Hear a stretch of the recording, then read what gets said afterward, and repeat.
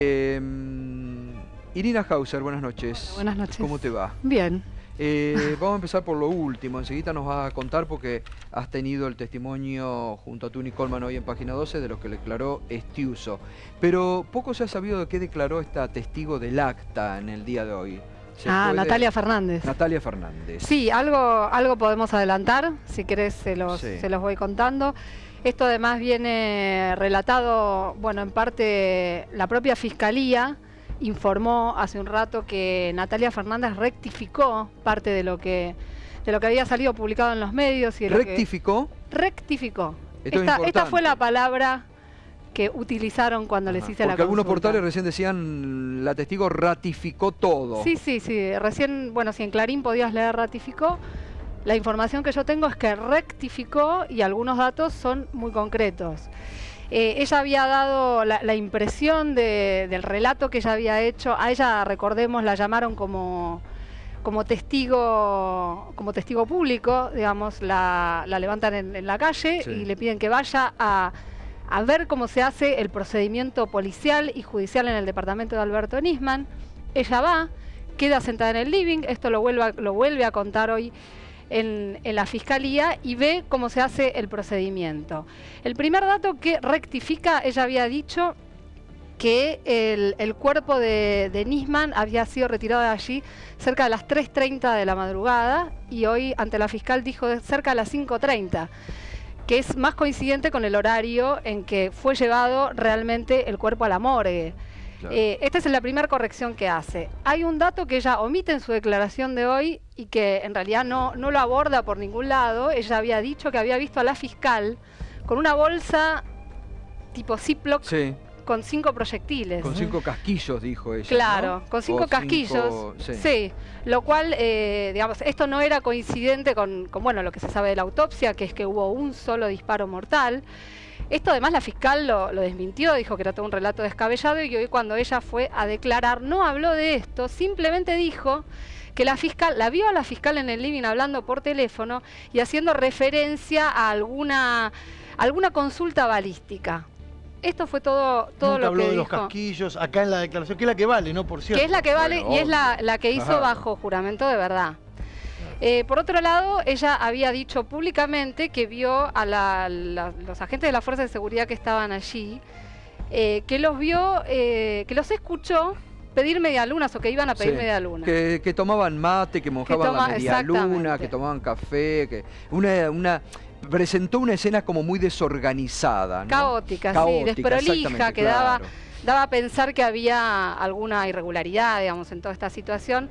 Bueno, lo que dijo hoy es que no pidieron medialunas, que en un momento dijeron algo así, que habían pasado horas, ¿no? Podríamos pedir medialunas, algo así como, y medio en tono de broma. Incluso le preguntaron si ella vio algún clima de jarana o algo por el estilo, y ella dijo que no exactamente, que le hicieron algún chiste a ella, o capaz podríamos pedir vino, alguna cosa así, pero que no pasó de esto, ¿no? Algo que, por otra parte, para los que alguna vez tuvimos la oportunidad periodísticamente de estar cerca de un operativo de estas características, no de esta característica, pero sí parecido, es bastante habitual que haya un clima distinto al que uno supone, no es una misa, es una situación en la que había varias personas y que seguramente intercambiaban este tipo de frases, ¿no? Ella, otra cosa que había dicho es que le habían ofrecido café, el portero del edificio. Sí, ¿y qué más? Dijo la cafetera de Nisman. Dijo, la cafetera de Nisman. Me ofreció un café, tocaron la cafetera de Nisman. Hay una parte de esto que es cierta, que ella dice, sí, es cierto, el portero me dijo si quería un café. Pero también aclaró que había una agente de gendarmería presente en el lugar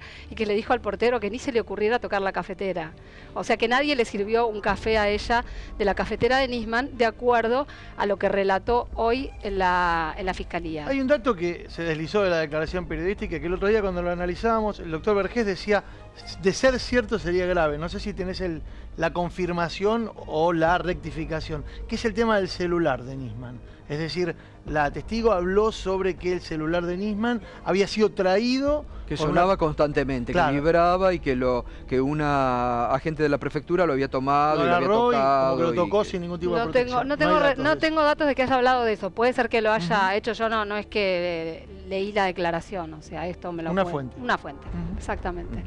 Bueno, a ver, muy importante entonces lo que nos está adelantando Irina Hauser, que seguramente mañana va a estar en la nota principal en página 12, pero en cuanto a esto que la testigo ha rectificado, algo medio, yo recién lo decía, ¿no? Medio insólito, porque prácticamente fue un careo de haber sido entre la fiscal y la... Sí, la verdad que sí. Porque estaba muy, el otro día lo dijo públicamente, la fiscal estaba como muy indignada por estas declaraciones periodísticas, ¿no? De esta testigo, ¿no? Sí, dijo, es descabellado todo lo que está diciendo, sí dio a entender que era un relato fantasioso. Bueno, una chica, una laburante que la llevan ahí a presenciar esto, un relato, bueno, como el que puede dar cualquier persona común y corriente, ¿no?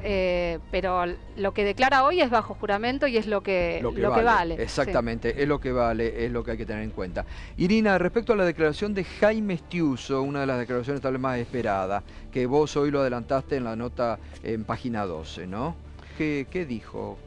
¿Qué dijo Estiuso? Bueno, Estiuso declaró el martes de carnaval. Efectivamente era una declaración muy esperada. Es una declaración corta, en el escrito son 4 páginas.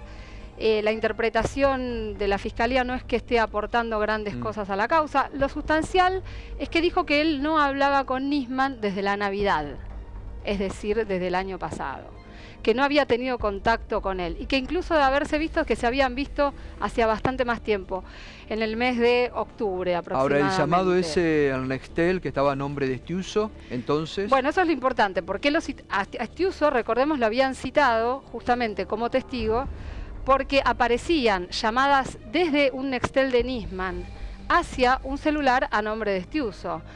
Estiuso tiene 277 celulares a su nombre, sí. O sea, era bastante probable que dijera que ese no era de él. Bueno, efectivamente dijo que este no lo estaba usando él, y a este teléfono Nisman hizo un llamado el sábado por la tarde, el sábado anterior, sí, a la muerte, sábado a la tarde, un llamado de 10 minutos, y en los días previos otros llamados más, por lo menos había 2 más. Lo que dijo Estiuso cuando le pidieron precisiones sobre quién usa este celular, dijo que lo usa Alberto Massino, que es otro ex agente desplazado de la Secretaría de Inteligencia, el director de Análisis General, en su momento, una persona que tuvo participación, que era muy allegada a Estiuso y que además participó también en toda la investigación, en la investigación del atentado. Esta persona es la que Estiuso dice que tenía en uso ese celular. Es cantado que deberían llamarlo a prestar declaración. Claro, seguramente la fiscal lo va a tener que citar, ¿no? Está también, ahora seguimos, pero está el doctor Claudio Listich, ex secretario del jugador Galeano, bueno, que además sufrió, ustedes ya saben, en carne propia el haber declarado, ¿no?, en contra de Estiuso mismo, ¿no? ¿Está amenazado, doctor? ¿Ha recibido amenaza en las últimas horas? Bueno, ayer me dejaron en mi casa, yo no estaba, ¿cómo es? La tapa del diario Clarín, donde hablaba de la muerte de Nisman. Cuando yo no compro nunca el diario, es decir, lo veo por internet y tengo la custodia, pero bueno, la custodia estaba dentro y llama la atención el tema de eso. Fuera de eso, no, sí se me ha incrementado por parte de la policía. ¿Sintió eso como una amenaza? ¿Como un hecho, algo intimidatorio? ¿Qué tenía evidentemente ¿qué tenía el era diario? La tapa de 17 de febrero del diario Clarín, donde queda muy así como claro el tema de la muerte, dice la muerte de Nisman, como hablaba Irina Hauser de este testigo que empezó a declarar, y me llamó la atención porque nunca me dejan el diario, porque es una casa. Usted ya recibió intimidaciones en el pasado. En el pasado, no solamente intimidaciones, me han disparado 3 veces, me han secuestrado, me han quemado el brazo. Sí. Yo ahora lo tomo así, pero bueno, en su momento no lo era tanto. Ahora, sí, respecto a lo que contaba Irina Hauser, ¿no?, de la declaración de Estiuso, y esto de que él dice, no, en realidad no era mío ese teléfono, era de... Massino, Alberto Massino. ¿Lo conoce usted a Massino? No, no lo conozco, pero obviamente es fácil de determinar porque con saber las llamadas salientes que tiene el teléfono y si realmente hay llamadas a personas del entorno de esta persona Massino, o si son del entorno más cercano a Estiuso, se puede saber bien ese teléfono realmente por quién estaba siendo usado. Es decir, es lo que comúnmente se hace para saber quién utiliza algunos de los teléfonos, ¿no? Ahora, por lo que cuenta Irina, fue muy corta la declaración, muy breve. ¿Se guarda información este uso? Seguro que sí. Me imagino que una persona que mantuvo una relación con el doctor Nisman durante más de 15 años debiera tener más que decir, ¿no? Y sobre todo en su relación que tenía que ver con el llamado a indagatoria por parte del doctor Nisman o la denuncia que hace respecto al presidente, en el caso del tema del memorándum de entendimiento con Irán, cuando justamente es este uso quien es el sostenedor de esa tesis, ¿no? ¿Y qué otra cosa declara Irina? ¿Qué otra cosa declara Estiuso? Estiuso dice, por ejemplo, que no lo conoce a Diego Lagomarsino. Diego Lagomarsino es enigmático técnico informático que trabajaba con Nisman. Muy bien rentado, por cierto. Muy bien rentado, 40.000 pesos por mes. Es importante, es un personaje importante en esta trama porque es el que declara, que cuenta que Nisman le pidió el arma prestada. Y está imputado, ¿no? Por eso. Y está imputado por eso, por darle un arma a una persona que no estaba autorizada para usarla. Claro. Por eso está imputado en la causa, hasta ahora Diego Lagomarsino exclusivamente. Sí. Estiuso dice que no lo conoce. También habló de su relación con Nisman, reconoció obviamente un vínculo de larga data. Dijo que él estaba al tanto de que Nisman estaba trabajando en la denuncia por supuesto encubrimiento contra la presidenta y otras personas, pero que él no tenía ninguna participación en esa denuncia, porque él se había abocado exclusivamente a lo que es la investigación del atentado a la AMIA. Esto es lo que dice en la declaración. Dice que Nisman lo conoció como una persona muy trabajadora, que que la causa AMIA era su vida, de esta forma lo describe, y también se jacta de que fue su vida la causa AMIA. Y lo que dice es que se sintió muy sorprendido con la noticia de la muerte. Esto es lo que dijo Estiuso en la declaración. Dos datos que no son de la declaración, pero sí del contexto. Primero, ayer trascendió, incluso lo mencionábamos, Gustavo, el lugar de la declaración que habría sido, a través de una información que difundió Telam, ¿no? El despacho del doctor Sáenz. ¿Hoy se desmintió eso? Hoy se desmintió eso. Sí, lo desmintió Sáenz. Ricardo Sáenz es el fiscal de Cámara, que viene a ser como el superior jerárquico de Viviana Fein, ¿no es cierto?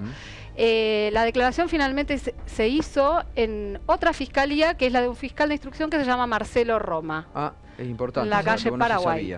Sí. Ajá, muy bien. Efectivamente. Ahí es donde se hizo la declaración. Ahí le tomaron la declaración a Estiuso. Y el otro dato de contexto que ustedes también lo señalan respecto de qué pasó después que terminó la declaración. ¿Estiuso inmediatamente dejó el país? Se fue. Inmediatamente, no, parece que se fue ayer, aparentemente este es el dato que tengo, que se fue ayer por tierra. No tiene impedimento, digamos, legal. No le prohibieron la salida del país. No. ¿A través del puente Colón-Paysandú? Sí, se fue por tierra vía Colón.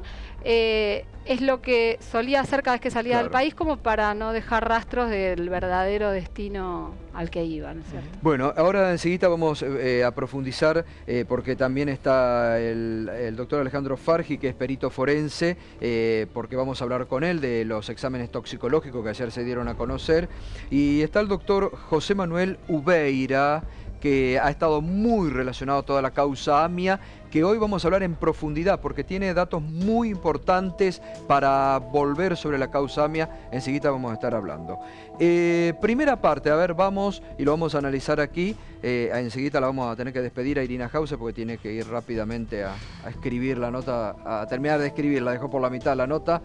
La primera parte de la doctora Arroyo Salgado en el día de hoy.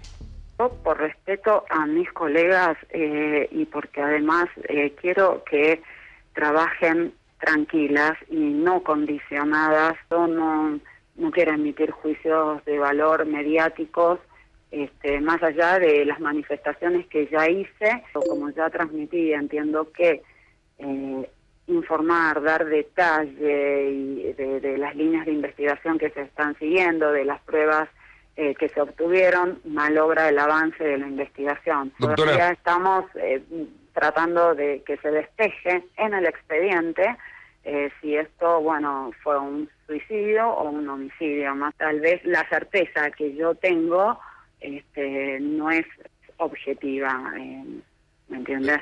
¿Por qué, digamos, descreen de la hipótesis del suicidio? ¿Por qué en principio no creían que Alberto Nisman se pudiera suicidar?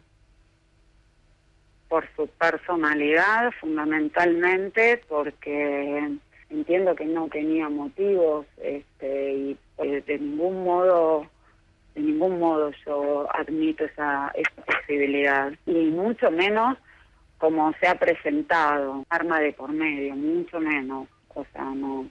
Yo lamentablemente me vi en lo de pedir un veedor de la Comisión Interamericana de Derechos Humanos, porque en esta coyuntura judicial, política, mediática, no están las garantías como para de una investigación imparcial, sin riesgo, para cumplir los fines del proceso, como decían. Además, porque me parece muy, muy importante que, bueno, de que lo que resulte y el avance al que llegue la justicia... Que la gente lo crea. Claro. Bueno, Arroyo Salgado, ¿esto de que pide un veedor se conocía? Sí, se conocía, y además la Defensoría General de la Nación, que es la que está ejerciendo la representación de la familia como querella, dijo que lo va a hacer, que va a pedir un veedor internacional. Sí. Ahora, hay dos cuestiones, ¿no? Que a mí, y lo vamos a incorporar al doctor también, José Manuel Ubeira, en este tema para que opine. Después vamos a ir a la profundidad de la causa AMIA, que tiene muchas cosas para decir. Pero por un lado, ella, la doctora Arroyo Salgado, bueno, tiene el ex vínculo con Nisman, es querellante, ha criticado, porque desliza críticas hacia Fein y hacia el procedimiento, ¿no? Dice, no creo en la teoría del suicidio, pero ella aclara que no es objetiva porque está opinando, pero dijo, no creo en la teoría del suicidio, pero por otra parte dice al final, pero bueno, la sociedad tiene que creer en el fallo que dé a conocer la justicia, pero ella también está poniendo algún tipo de dudas, me parece, ¿no? No sé cómo lo ves Irina, cómo lo ve el doctor. A mí me parece alguna cuestión humana, o sea, me parece que cualquier familia... ¿Cómo ven el tema Arroyo Salgado en la causa? A ver, yo independientemente de eso, primero hago una observación así humana. Una familia donde hay una persona que muere en forma violenta y trágica. A mí me parece completamente de sentido común y razonable que quieran investigar todo. Sí, obvio. Eso. Y además vos hablas con cualquier perito experto en la materia y te van a decir que en general las familias donde hay suicidas descreen de los suicidios. Digo, esto bueno, comentamos mucho acá el ejemplo, de... el último, el financista Benedit. Exacto, el último caso. Igual hay indicios bastante categóricos. Ayer lo comentábamos, hoy vamos a hacer un repaso. Las pericias toxicológicas dan como bastantes indicios como para suponer que es la hipótesis principal de investigación. Es que lo que hoy tenés en la causa como prueba estrictamente científica, o sea, te orienta, te guía a pensar que se disparó a sí mismo. O sea, no hay demasiada prueba científica que lleve, incluso en la autopsia se dice que no hubo intervención de terceros. O por lo menos que no hay rastros de eso. Claro. O sea, el ADN que tenés en el arma, que tenés en el baño, que tenés en la ropa, es exclusivamente de Nisman, el disparo a menos de 1 centímetro. Esto que se conoció ayer también del ADN debajo de las uñas, eso es una novedad, ¿no? Que se había pedido. No, eso no se sabe. Claro. Eso es uno de los datos importantes que están pendientes. Lo que se conoció ayer fue la toxicología. Sí.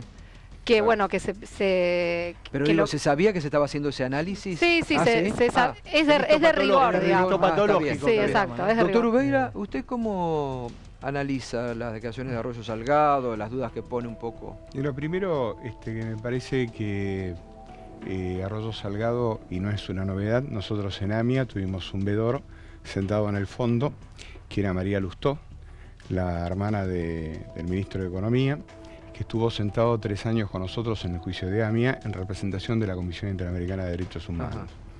O sea que si se invoca un precedente, ese precedente es válido. La intervención de esa persona a través de la Comisión Interamericana fue a solicitud de la AMIA y de la DAIA. Ahora, con respecto al tema de la hipótesis del suicidio y del homicidio, tengo algunas cosas para decir. En primer lugar, me parece que el comportamiento de la fiscal Bain Bain, no sé cómo se llama la Fein. señora. Fein. La fiscal Fein viola específicamente disposiciones del Código de Procedimientos que dicen que los expedientes son públicos para las partes, pero son absolutamente secretos para terceros. Con lo cual, lo que está llevando esta señora es una enorme confusión, porque cada vez que usted parcializa la información, va abonando la teoría de uno o de otro. O sea, hoy en la calle hay una suerte de PRODE en cuanto a que cuando aparece una medida determinada abona la del suicidio y otra tanto que le dice la del homicidio. Las pruebas generalmente se juntan, se llevan dentro del expediente, el fiscal puede hacer mérito de eso, pero el que define es el juez. Y el juez define con todo el esquema colocado arriba de la mesa. Entonces, es de una imprudencia absoluta, y menos en un hecho de esta naturaleza que tiene una gran conmoción política, que una persona que está al resguardo de todas estas cuestiones haga manifestaciones públicas, sea por comunicados o en forma personal.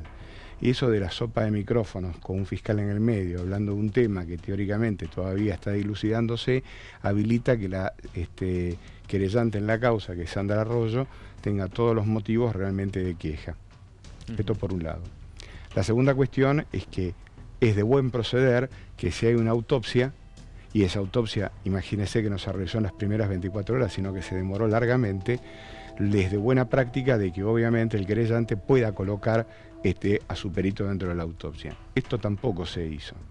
Entonces, el mejor resguardo que tiene cualquier funcionario público en la actividad de una causa de esta naturaleza es seguir estrictamente las disposiciones de la ley, porque es la única que te saca del problema. Porque hubo un montón de tipos antes que nosotros, 200, 300 años antes, que pensaron cómo es que había que hacer un código de procedimientos para preservar a las partes y al juez. O sea que Fein, usted sostiene que no cumplió con esa normativa. Fein está absolutamente caminando en el borde de la absoluta ilegalidad, sencillamente porque las pruebas son secretas para ahora, todo el público. Doctor, acá yo tengo una duda que lo he preguntado varias veces acá. La información que se ha filtrado muchas veces en forma, a ver, Irina me puede también confirmar o no, desmentir, muchas veces en forma parcializada, ¿la filtra Fein o se la filtran a Fein para embarrarle la cancha? Yo lo que he visto de Fein son apariciones públicas de ella donde no da mayores datos de pruebas de la causa, y comunicados de la Procuración General de la Nación donde informan la situación de la causa, donde no se dan detalles. Y hay un punto donde discrepo con el doctor Ubeira, que es que la Corte Suprema ha establecido en los últimos años una prescripción, una tendencia a que en los casos de alto interés público y de impacto político, el Poder Judicial informe aquello que no afecte el devenir de una investigación. Evidentemente, en un caso de estas características, el hilo es muy delgado. Muy delgado. Y además hay distintas personas que intervienen en el expediente. Creo que Fein sí, habló mucho ante las cámaras, pero no, digamos, es como que siempre deja 50 y 50. Exactamente. ¿No? Bueno, pero, o sea, no hay ninguna discrepancia conmigo. Lo que yo estoy diciendo es otra cosa. Si la Corte dijo eso, la Corte viola la ley, en el caso. Pero este caso particular, que es un caso de gran conmoción, si usted parcializa la información y la va dando conforme a cuentagotas o permite las filtraciones, o sea, si yo soy la... A mí lo que más me preocupa ahí son filtraciones, por ejemplo. Claro, pero perdóneme. Si lo de la testigo esta que... Pero perdóneme, si la Fiscalía... dice que ha rectificado a información que dio a un medio ahora ante la justicia. O las semanas anteriores el famoso borrador que estuvo como 2 o 3 días en tapa pero que no ayudaba. Digo, eso de alguna forma se filtra de una forma intencionada. Pero por lo que le quiero decir, si usted tiene jueces y fiscales perfectamente preparados para esto, a la primera filtración, dentro de la Fiscalía hay un sumario enorme y hay varios que se van a poner contra la pared. ¿Se acuerdan? O sea, en los lugares donde no se quiere que se filtren las cosas no se filtran. Usted tiene como ejemplo el Tribunal 3 en la causa AMIA. Nadie supo ni que se iba a fallar, ni que iban a decidir, ni cosa por el estilo. Era un hecho de verdadera envergadura. ¿Por qué? Y bueno, porque Ponce, Larrambé y Gordo, creo que si llegaba a filtrar algo, había una ejecución dentro del... Igual Ubeira, usted sabe que la cadena de pruebas y el manejo de la información trasciende a la fiscal. Es decir, hay por abajo y por arriba gente que maneja esa información y no estoy saliendo a salvar las papas de nadie, simplemente a señalar algo que uno lo ve. Muchas veces son las cadenas de mando. Pero entiendo perfectamente, pero en cualquier caso, lo que no puede pasar, a ver, para que quede claro, lo que no puede haber es un fiscal, que es un funcionario público, parado delante de las cámaras. Bueno, eso me parece que ya a partir de esta semana lo modificó. Por eso, entonces me parece que sí. Entonces, ¿qué es lo que habilita? Usted lo que habilita es que la ex esposa del difunto tenga todas las razones para poner en duda qué es lo que se está haciendo. Y lo peor que puede pasar en esta causa, para todos, o sea, no para la ex esposa y las hijas. Entre paréntesis, quiero decir algo que lo tenía preparado para decirlo de entrada nomás, y es que hay 2 hijas de una persona que se murió en condiciones violentas, a las cuales les habilita la Constitución y el derecho a que la imagen del padre y de lo que se diga del padre sea de alguna manera, de la manera más respetuosa y más prudente. Obvio, bien, porque hay 2 hijas que están en duelo. Obvio. Entonces, Por eso muchas veces nosotros dijimos en este programa, hacíamos alusión al caranchismo político que ha utilizado el cuerpo de Nisman para hacer política barata. Bueno, y en ese tema, yo sé que lo va a tratar usted más adelante, y en ese esquema, yo ya para ir tirándole letra, claramente, hablando de caranchismo, yo ayer vi fiscales en la marcha que durante muchísimos años lo denostaron a Nisman de todas las maneras habidas y por haber. Es verdad, Irina y que ayer se abrazaban y lloraban. Sí. Y en verdad yo hoy vine a su programa, porque yo no vengo a la televisión, porque realmente se me revolvió un poco el estómago. Ahora enseguida vamos a volver sobre ese punto. El doctor Farhi, y con los elementos que se han conocido, el examen tóxico... Sí, perdón, ¿usted quería decir algo? Antes de que me pregunte, quería hacer una precisión clínica con respecto al suicidio. Sí. ¿No? Que es una entidad psicopatológica bastante difícil. A ver, la ex mujer del doctor Nisman dijo que era muy probable que no sea un suicidio. Ella dice, no creo... Está bien. No admito la hipótesis del suicidio. Digo. Para que sea un suicidio, lo que nosotros llamamos la libido, la energía, tiene que estar puesta en un objeto. Puede ser una persona, puede ser una causa. Es tanta la energía puesta en el objeto y muy poca puesta en la persona, en el yo. Cuando ese objeto o causa por X motivos se cae, lo que se produce es lo que se llama un pasaje al acto, que es un suicidio. Así que es probable el suicidio. Pero también hay otras variables, como es una cuestión política, que afecten a la persona. Claro, que afecten a la persona, y también puede haber sido un suicidio inducido, ¿no? Pero quiero decir, una persona que ha dedicado 10 o 15 años de su vida a una causa y por X motivos se le caen, se le hacen caer, es probable. A ver, me interesa muchísimo, doctor, esto que usted acaba de decir, porque es la primera... creo realmente desde un punto de vista que... Sí, porque nadie habla de eso. De quién sabe. No, al contrario, algunos colegas, y se lo quiero preguntar a usted, me parece que han metido la pata cuando hablan de protocolo del suicida.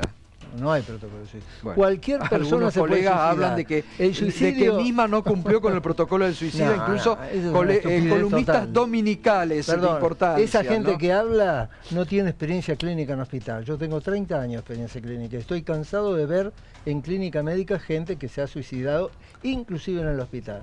Cuando revisamos la historia de vida, siempre hay una fijeza y una pasión, digamos. Esto se ve en los casos pasionales. El tipo deja a la mujer o la mujer lo deja, ¿qué hace? La mata y se mata. Ya la vida no tiene sentido. Doctor, cuando la causa era la mujer. Cuando el entorno, cuando la familia dice, como lo ha dicho Arroyo Salgado, o en el caso más notorio último del financista Benedit, imposible, era una persona un canto a la vida, no se podía... Era un canto a la vida de las finanzas. Era un canto.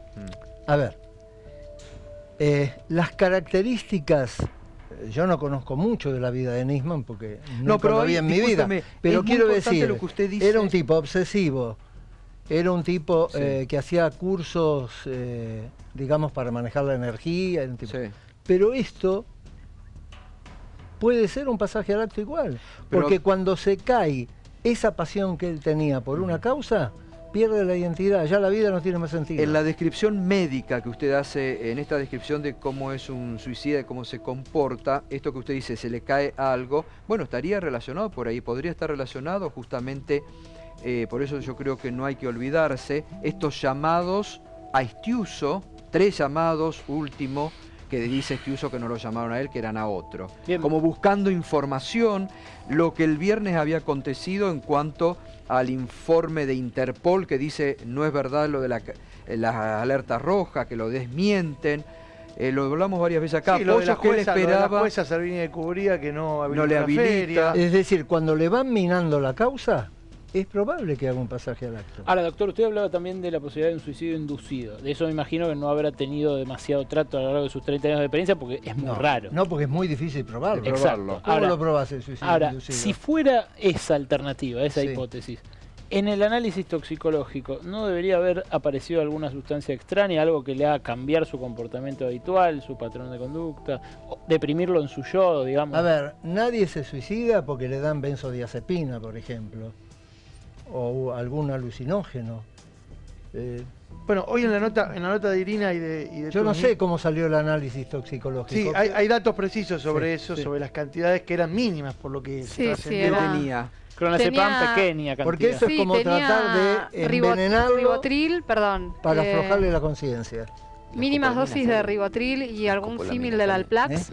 Y había tomado el equivalente a una copa de alguna bebida fuerte, que no es algo que, o sea, la conclusión es que estaba en pleno uso de su conciencia. Que eso es lo importante. Eso. Yo respecto del tema de la inducción, o sea, los suicidios inducidos en general, lo que se sabe es que tienen que ver con cuestiones de crimen organizado o de mafias. Sí, efectivamente, probarlos es una misión prácticamente imposible, pero es algo que la fiscal tiene que investigar sí o sí, o sea, más en un caso de estas características. Es como la pata que falta. Vos me preguntabas antes, lo que hay en la causa hasta ahora, que ¿hacia dónde apunta? Y sí, apunta a lo científico, apunta hacia la teoría del suicidio. Evidentemente, acá falta una vía de investigación de todos esos aspectos y del plano psicológico, ¿no? Arroyo Salgado designó un perito psiquiatra, a Rizzo, y esto tiene que ver con que seguramente se va a hacer una autopsia psicológica, que es lo que se llama, para comprender por lo menos la situación que estaba viviendo Nisman en ese momento. Es posible que esto se haga y es un dato que es necesariamente complementario de toda esta situación. A mi modo de ver, falta un montón de investigación todavía. Lo que hay hasta ahora es parcial. Claro, pero fíjese, el doctor Rizzo, que yo conozco, me parece muy buen profesional, va a hacer la autopsia. A simple vista, todo indica que la personalidad de Nisman no era una personalidad para suicidarse. Pero puede haber un momento de desesperación donde él da la vida por la causa y la causa, por X variables que no quiero entrar, se empieza a desmoronar. Entonces la vida para él no tiene sentido y es lo que se llama en psicopatología un pasaje al acto. Que es un instante, que es un momento. Un instante. No tiene que ver con que si es depresivo, si no, estaba triste, cualquiera si estaba se puede suicidar. No. Tiene que ver con la pasión, con la fijeza de la energía, de la libido que uno pone en... A mí me parece muy importante lo que usted dice, doctor, porque yo creo que hay que, cuando uno va atando cabos sueltos, declaraciones, seguir la causa, las declaraciones, los expedientes, cómo va pasando todo, la presión a la que es sometido el fiscal Nisman por diputadas de la oposición para que vayan el lunes a declarar al Congreso. Perdón, en ese sentido es inducido. Esa es una inducción también. La presión indirecta es una inducción. Ponerle trabas a la causa, presionarlo, decirle, te dijeron una mentira, esto no es verdad, etcétera, etcétera. 10 años de trabajo se le vienen al suelo en un instante. O si creyó sostener algo que importante y no lo era. ¿Cómo? O si creyó sostener durante tantos años algo que creía que era importantísimo, que era la verdad, y de pronto, y se dio cuenta que no era real. Pero no nos olvidemos la declaración inicial que no es menor, cuando la diputada Patricia Bullrich declara que le había dicho Nisman a ella que se había sentido traicionado Nisman por un agente de inteligencia que trabajaba con él, que era su confianza, que había sido un golpe al alma, algo así. ¿no? Que fue traicionado, no me queda la menor duda. Pero la gente de inteligencia no lo va a decir. No, obviamente. bueno, pero eso también puede haber afectado lo que usted dice. Pero son muchas variables. Se ataca eso desde varios flancos. El tipo queda tan frágil que dice, bueno, yo así no sigo. De todo modo, ¿qué es lo que crees que se derrumbó, Claudio? Te lo pregunto a vos, teniendo en cuenta que vos conocés, más allá de la causa del encubrimiento, también la causa, la hipótesis de la pista iraní. Sí, yo creo que, bueno, Tobera también creo que... A ver, me permiten, porque Irina se tiene que ir, tiene que ir a trabajar. Vamos a escuchar la segunda parte y ya nos metemos con Ubeira y con Lichi en la pregunta que me parece que es muy importante que ha dicho Mauro. Pero vamos a la otra parte, a la otra declaración de Arroyo Salgado sobre otro punto que acá, Mauro, lo hablamos y que acá lo reveló Fernando Oz, el regreso anticipado. ¿Qué dijo Arroyo Salgado sobre si había regresado anticipado o no Nisman hoy? A ver. Preguntarte justamente por la vuelta de Alberto Nisman y de tu hija, que se habló tanto también, el hecho de que haya quedado en Europa, y si había sido intempestiva esta vuelta y sorpresiva, o él la tenía programada. Mi hija y yo nos enteramos el domingo 11. O sea, Yara se entera al mediodía. ¿Ella estaba con el papá? Sí, ella estaba con su papá y yo estaba recién llegada con la más chiquita a Barcelona. Tuve un entredicho porque fue todo muy sorpresivo. Por lo que entiendo, lo que acaba de responder es que usted dice que se enteró ese día que se iba... el 11. Sí, me enteré ese día. ¿Y también sus hijas? Sí. O sea que fue intempestivo. Entonces fue intempestivo. Claro. Doctora... Sí, después aparentemente le habría sacado pasajes el día 30. El entredicho sobre el que se ha hablado tanto tuvo que ver justamente con esto, con la dinámica de cómo dejar sola, digamos, a su hija mayor hasta que usted la pueda buscar. Bueno, tuvo que ver con que también para mí la familia es una prioridad en mi vida y el viaje que veníamos programando desde junio y bueno, tal vez como yo estaba en desconocimiento de las cuestiones en las que él venía trabajando, bueno, no entendía muchas cosas y no las podía dimensionar. Me transmite que en realidad se estaba volviendo por una operación de la madre, me transmite en ese momento y bueno, y le dije, pero bueno, es tan repentino, no puedes esperar. Después tal vez puedo conjeturar algunas razones, pero ese día yo no tenía claro por qué se estaba yendo. ¿Y por eso se molestó? Sí. Bueno, importante lo que dice Arroyo Salgado en cuanto que confirma que Nisman no tenía previsto regresar en forma anticipada desde un primer momento. Cuenta algo que nosotros de alguna manera anticipamos hace un par de semanas y que tiene que ver con cómo se entera ella que Nisman decidió volver. Y lo hace a través de tomar contacto con los mensajes de texto que entre las hijas, una de ellas estaba con Sandra Arroyo Salgado, una de las chicas, la otra estaba con el fiscal Nisman, uno en Barcelona, el otro en París, se intercambian mensajes en donde una le dice a la otra, papá decidió volver, y ella se entera de esto, y ahí lo cuenta por primera vez, lo llama, y realmente muy enojada, le dice, ¿cómo vas a hacer esto?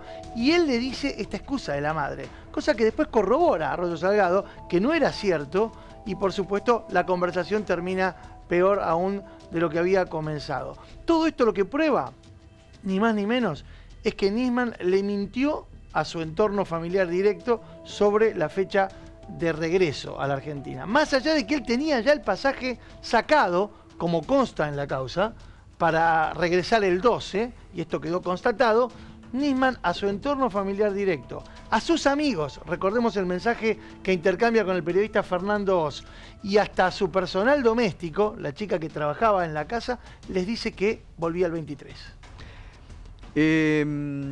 Sí, muy importante. Creo que ahí coinciden lo que hemos venido diciendo acá, Fernando Oz, que reveló con lo de Arroyo Salgado y con lo que hoy dice, ¿no? Solamente un minuto me distraigo, pero la verdad es un tema que me tiene harto ya, Me tiene harto porque parece que Cablevisión le molesta este programa.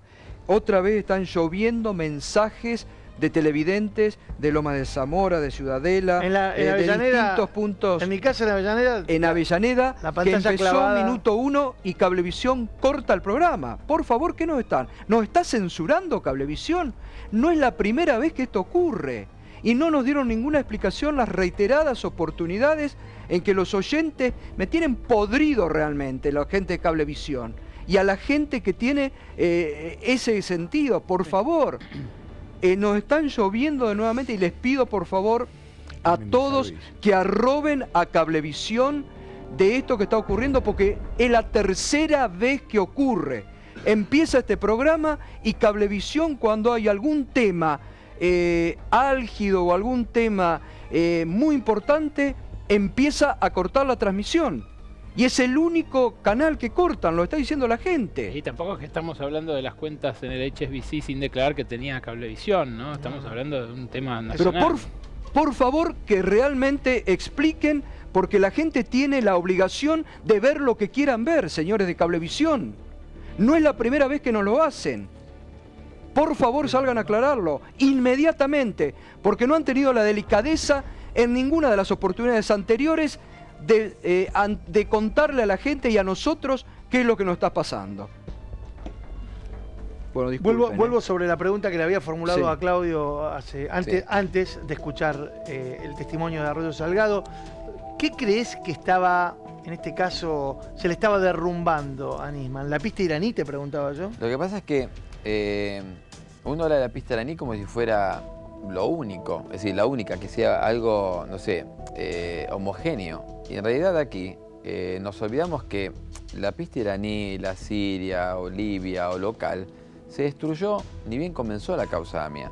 Y justamente los que destruyeron todas estas pistas son quienes eran los que estaban detrás del doctor Nisman, sosteniéndolo y apoyándolo para que sostuviera estas supuestas pistas. Entonces, esa pista iraní, la que él sostenía, hay que ver si es la real pista iraní. Ahora, Oeira, ¿usted ¿me entiende lo que le digo? Sí, perfectamente. ¿Usted tiene conocimiento de que existiera agentes de la Secretaría de Inteligencia del Estado, en aquel entonces, en el 94, investigando a una célula iraní antes del atentado a la embajada? Sí.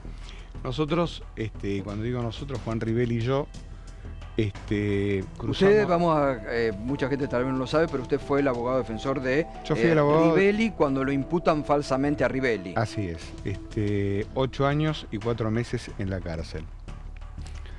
Y entre paréntesis, junto con él 4 compañeros más que estuvieron ese periodo. Exacto.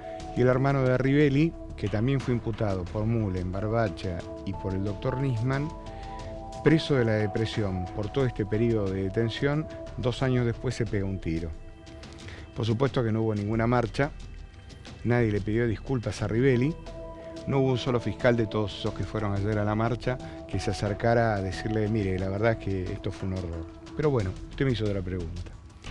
Usted me hizo pregunta si nosotros pudimos determinar algo. Sí, pudimos determinar, habiendo cruzado aproximadamente 13.500 teléfonos, que 45 días antes del atentado, el Servicio de Inteligencia de Estado tenía pinchados los teléfonos de la Embajada de Irán y, entre paréntesis, de casualidad, en el medio de la red venía también que tenían pinchados los de Cuba, que no tiene nada que ver con el tema del atentado, pero de paso espiamos a los cubanos.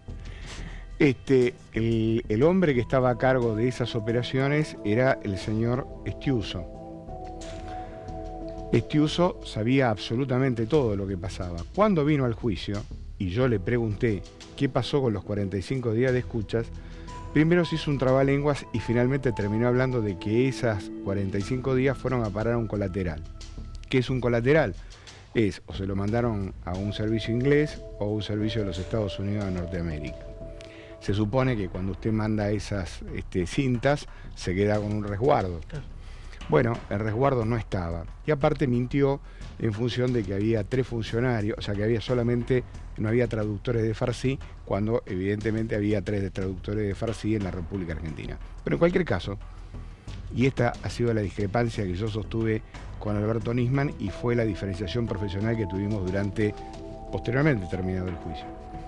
La primera de todas es que él confiaba en una persona que de alguna manera había ocultado o hecho desaparecer esta cuestión, estas cintas de las que estamos hablando. Este uso.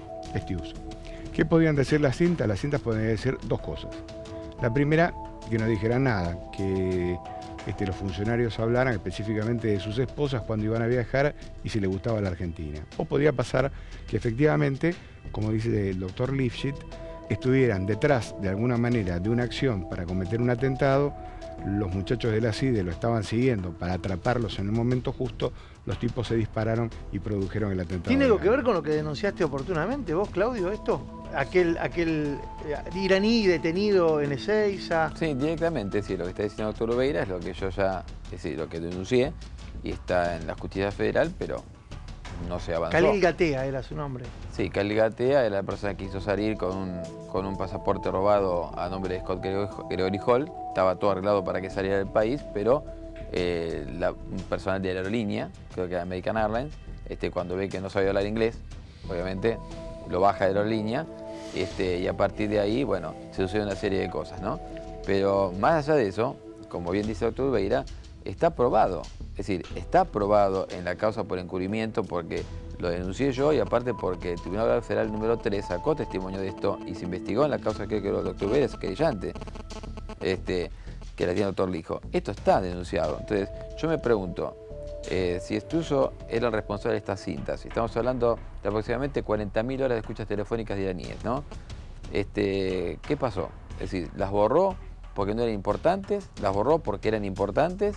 Entonces, ¿cómo si eran importantes? Luego sostiene una pista iraní. Esto va a saltar ahora en el juicio por encubrimiento en el mes de junio. Yo hoy me presenté en el doctor Rafecas, justamente, formalmente, para testimoniar lo que sé de todo esto, para que vean que no es que lo haga solamente públicamente, sino que me comprometo con una investigación. Usted está diciendo, los dos, pero usted particularmente, Ubeira, que en realidad quien denunció por encubrimiento a la presidenta y al canciller había participado de un encubrimiento directo. No, Nisman, usted dice Nisman. No, Nisman le pasa esto. Al doctor Nisman lo llevan a la causa cuando la causa, después aparece el tema del pago de los $400.000 a Tejerlin y toma ese estado público. Obviamente la causa se desmadra, había un problema público de enorme gravedad, de la cual la actual presidente de la República, que en esa época era senadora, votaba en discrepancia con el resto de sus colegas y su propia bancada, diciendo que todo esto era un desastre. Entonces lo traen a Nisman. Lo traen por dos motivos. En primer lugar, porque Nisman era una persona muy lúcida y muy inteligente. Y la segunda, porque era judío. Claro. Entonces, lo sientan en esa causa, específicamente para tratar de ordenar el desmadre. Y en verdad Nisman convive con esos dos fiscales durante el periodo que va desde el momento del pago hasta que el juicio va a juicio oral. En verdad, Nisman hizo dentro de lo que pudo, lo mejor que pudo. Pero la realidad es que, por eso es que realmente estoy agraviado, cuando yo expulso a los fiscales del juicio, a Mules y Barbacha, que es una resolución del tribunal, yo hice dos cosas realmente que son, digamos, entre paréntesis, modestamente significativas. La primera de todas es marcar concretamente de que estábamos en manos de delincuentes que de alguna manera habían aprovechado el poder del Estado para dejar gente inocente presa.